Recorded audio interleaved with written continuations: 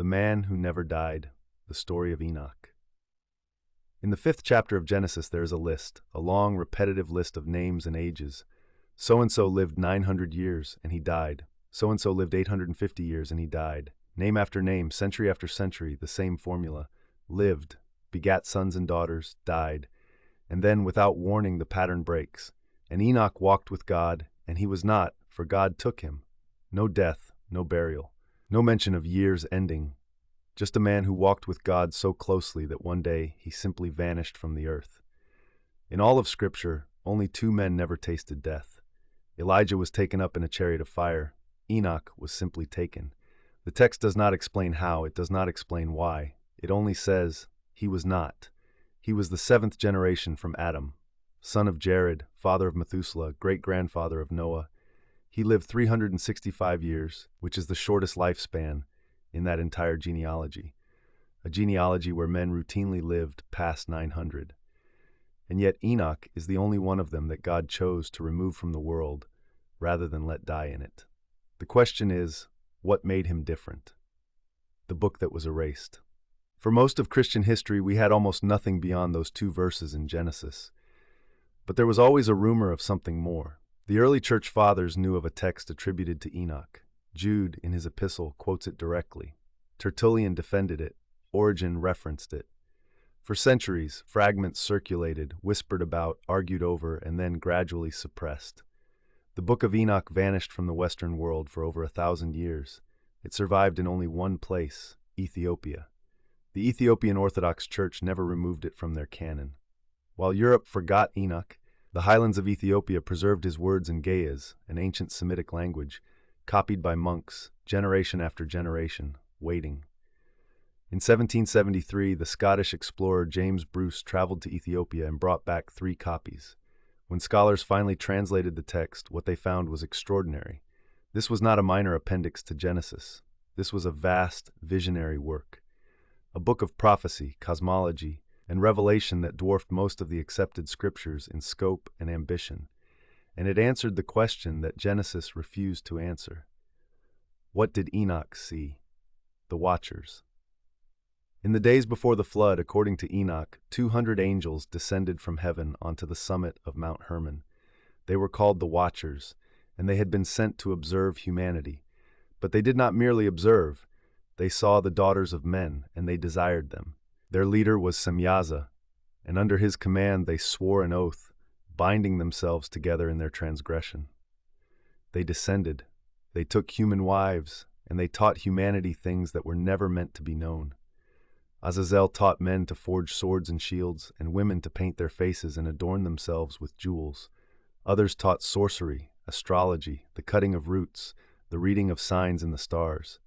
And from the union of angels and women came the Nephilim, giants, beings of enormous size and insatiable hunger, who devoured the produce of the earth until men could no longer sustain them. And when the food ran out, the Nephilim turned on humanity itself. The earth cried out, the blood of the slain rose up to heaven, and God heard it, the Scribe of Righteousness. This is where Enoch enters the story. Not as a warrior, not as a priest, as a scribe. God appointed Enoch to deliver a message to the Watchers. Not a message of mercy, a verdict. The angels who abandoned heaven would be bound in darkness until the day of judgment. Their children, the Nephilim, would be destroyed, and the earth would be cleansed by a great flood. Enoch went to the Watchers and spoke the sentence of God. They were terrified. They begged Enoch to intercede, to write a petition for mercy on their behalf. He did. He wrote it, and he carried it before the throne of God. The petition was denied. But in carrying it, Enoch was taken beyond the world. He ascended through the heavens. He saw things no human being had ever seen. He saw the storehouses of the winds, the chambers where snow and hail are kept, the pillars that hold up the firmament. He saw the prison prepared for the fallen angels. He saw the tree of life. He stood before the throne of God, surrounded by 10,000 times 10,000, and the Lord spoke to him directly. You, Scribe of Righteousness, go and tell the Watchers of heaven, who have left the high heaven and the holy eternal place, and have defiled themselves with women, you shall have no peace. The journey through the heavens. The book of Enoch describes not one journey but several. Enoch is taken through the cosmos by angelic guides. He sees the mechanics of creation, how the sun and moon follow their courses, how the calendar of heaven differs from the calendar of men, how the seasons turn. He is shown the places of punishment and reward. He sees a valley of fire where the rebellious stars burn.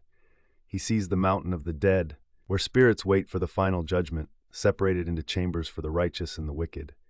He reaches the ends of the earth and sees what lies beyond.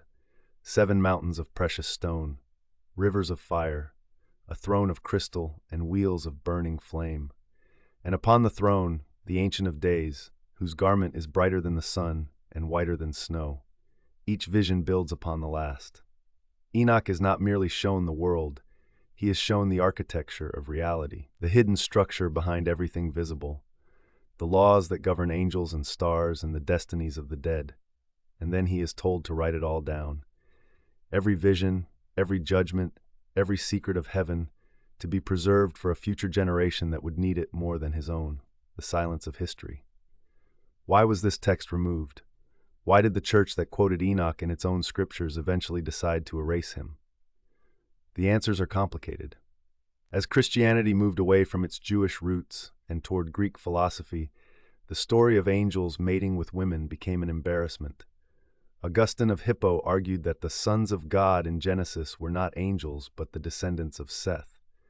This interpretation, which required ignoring Enoch entirely, became the dominant position. Once the angels were removed from the story, there was no need for the book that described them in such vivid detail. By the 4th century, the Book of Enoch was excluded from the Western canon. By the 5th century, it was actively suppressed. By the Middle Ages, it had been forgotten so completely that some scholars doubted it had ever existed. And yet the text survived. In Ethiopia, where Christianity took a different path, the Book of Enoch remains sacred scripture. When it finally returned to Europe in the 18th century, it arrived like a message from the ancient world, preserved against all odds, waiting to be heard again. The man who walked with God. So who was Enoch? He was a man born into a world that was falling apart, a world where the boundary between heaven and earth had been breached, where forbidden knowledge had been unleashed, where giants roamed and blood soaked the ground. And in that world, he chose to walk with God, not in a temple, not through ritual. He walked. The Hebrew word is hithalech, and it implies a continuous, intimate journey. Not a single moment of faith, but a life lived in constant communion with the divine. He was the first prophet, the first scribe, the first human being to see the architecture of heaven and return to tell of it. He carried the judgment of God to angels. He interceded for beings that were not even human. And when his work was done, God took him alive out of a world that was about to drown. 365 years. The same number as days in a solar year, as if his entire life was one complete cycle, one full revolution. And then he was gone. He was not, for God took him. Where he went, no one has ever known.